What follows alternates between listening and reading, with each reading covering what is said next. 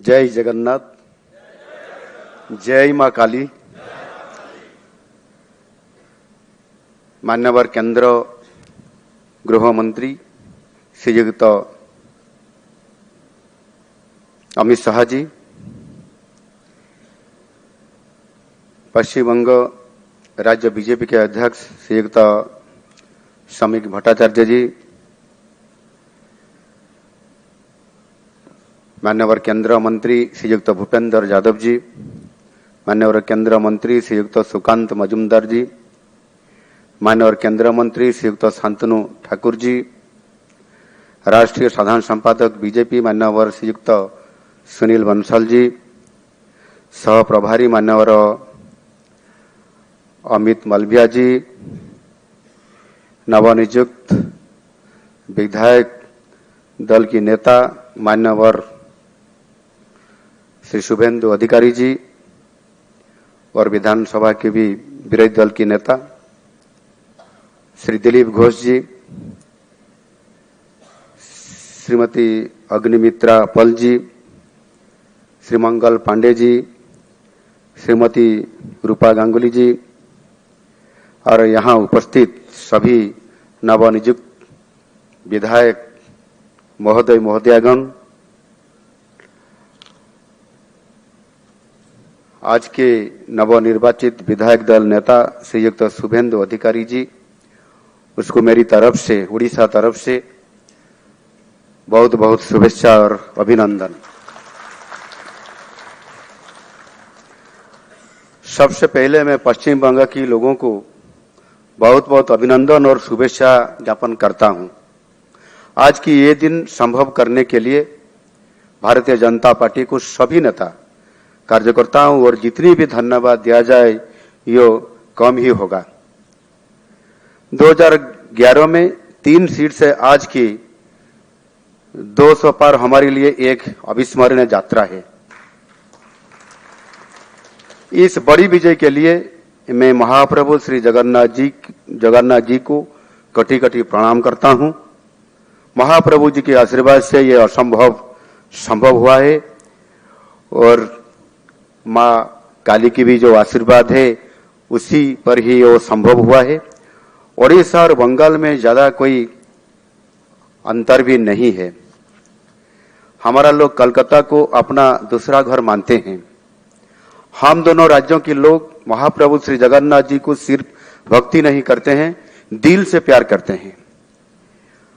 अगले चल के महाप्रभु के आशीर्वाद से हम दोनों राज्यों में और भी प्यार निश्चित रूप से बढ़ेगा। ये विजय यात्रा में हर एक कार्यकर्ता शामिल है जो बंगाल को प्यार करते हैं, यो भारत को भी प्यार करते हैं। आज बंगाल के ये रूप देखने के लिए हमारी पार्टी के संस्थापक महान विचारक श्याम प्रसाद मुखर्जी की हमेशा चाहते थे। मैं उनका संघर्ष को प्रणाम करता हूं और श्रद्धांजलि आज का इस ऐतिहासिक दिन में श्रद्धांजलि ज्ञापन करता हूं। कई दशकों के बाद आज पश्चिम बंगाल में एक नई सुबह आई है, नई इतिहास रचा गया है। अनेक संघर्ष के बाद पश्चिम की जनता पहली बार हमें सभा करने का मौका दिए हैं। कल बंगाल के राजनीतिक इतिहास में एक नया अध्याय लिखा जाएगा। वो ऐतिहासिक क्षण को दिशा देने के लिए एक विधि व्यवस्था है। इसी प्रक्रिया के हिस्सा बन के माननीय केंद्रीय गृह मंत्री श्री अमित शाह जी को सहायता करने के लिए यशस्वी प्रधानमंत्री माननीय श्री नरेंद्र मोदी जी ने और राष्ट्रीय अध्यक्ष नितिन नवीन जी ने मुझे भी जो दायित्व दिए हैं, इसके लिए मैं यशस्वी प्रधानमंत्री नरेंद्र मोदी जी और राष्ट्रीय अध्यक्ष नितिन नवीन जी और गृह मंत्री अमित शाह जी की आभार व्यक्त करता हूं।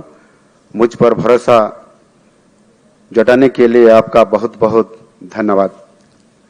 मुझे बहुत खुशी है पश्चिम बंगाल के लोग अन्याय अत्याचार और दुर्नीति का विरोध करके यशस्वी प्रधानमंत्री नरेंद्र मोदी जी के नेतृत्व में विकास के रास्ता को चुने हैं। ये बंगाल के लिए एक बहुत बड़ी परिवर्तन है। मोदी जी के नेतृत्व के साथ साथ हमारे आज का अपना लौह मानव गृह मंत्री अमित शाह जी के मजबूत रणनीति के आगे विरोधियों का कोई चाल और कोई काम नहीं किया। माननीय अमित शाह जी, मोदी जी के मार्गदर्शन और आपके स्ट्रैटेजी के तहत हमारे लिए कुछ भी असंभव नहीं है। देश को और देश के साथ साथ सभी राज्यों को विकास के पथ पर आगे बढ़ने के लिए आप दोनों हमारे लिए पारसमणि है।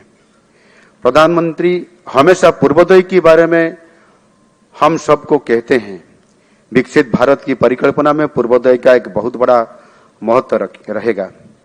आज वो विजन सही मायने में साकार होगा, क्योंकि बंगाल विजय के साथ उनके साथ साथ जो माननीय प्रधानमंत्री जी विजय के दिन जो पार्टी का कार्यालय में बोले थे, विजय के साथ साथ अंग बंग और करीम की जो मिशन आज पूरा हो गया है।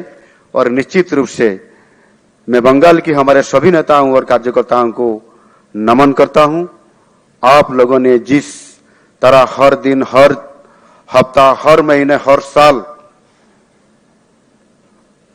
अनगिनत जुल्म सहकर पार्टी के लोगों के हौसला को संभाला और हमारी पार्टी के कार्यक्रम को आगे बढ़ाया, इसके लिए आप लोगों का जितना भी तारीफ किया जाए वो कम है। मैं शुभेंदु जी को खास शुक्रिया अदा करना चाहूंगा। आपने जितनी दृढ़ता के साथ तृणमूल का सामना किया है, इसके लिए मैं आपको धन्यवाद देता हूं। समीक जी, दिलीप जी, सुकांत जी, अग्निमित्रा जी और मैं सबको धन्यवाद देता हूं।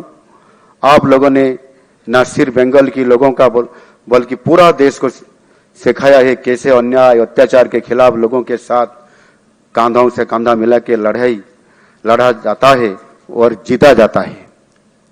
अभी देश की पूरा पूर्व प्रांत में भारतीय जनता पार्टी की सरकार शासन में आई है। असम और ओडिशा के साथ साथ अब बंगाल भी इसमें शामिल हो गया।